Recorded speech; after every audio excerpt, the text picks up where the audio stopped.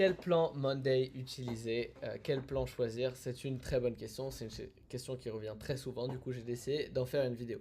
Je vais vraiment vous simplifier la vie. Je ne vais pas rentrer dans tous les détails techniques. Je vais juste en 2-3 mouvements vous expliquer quels plans sont intéressants et quels plans sont là juste pour être là pour l'esthétique, mais ne sont pas vraiment utilisables.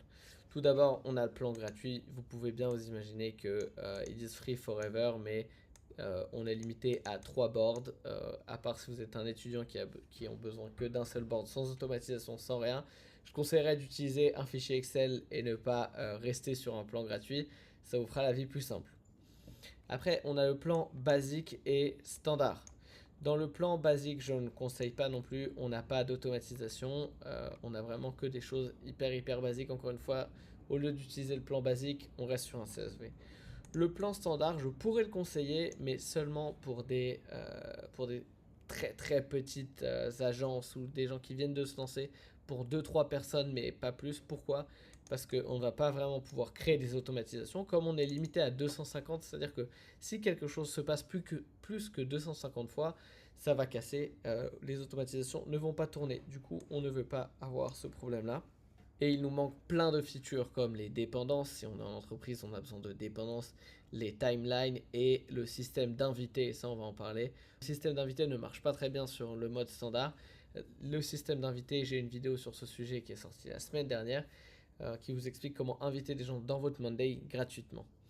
Du coup, malheureusement, ni le free, ni le basique, ni le standard, je le conseillerais vraiment de travailler avec. Et après, on a le pro et l'entreprise. Mais Tan, quelle est la différence? À quel moment choisir quoi? Eh bien, c'est une très bonne question. Le pro fait habituellement largement le travail et je vais vous dire quand utiliser l'entreprise. Vous devez utiliser l'entreprise. Si vous êtes un grand groupe, vous avez besoin de certification de sécurité, SOC 2, IPA, GDPR, tout se passe dans l'entreprise. Si vous voulez savoir qui exporte quelles données, par exemple si vous avez des données sensibles, vous voulez savoir que personne les exporte, ça c'est une feature qui a seulement dans l'entreprise. Vous voulez avoir un système de permission qui est granulaire, qui va vraiment jusqu'à la ligne spécifique et la colonne spécifiquement qui peut voir quoi par groupe.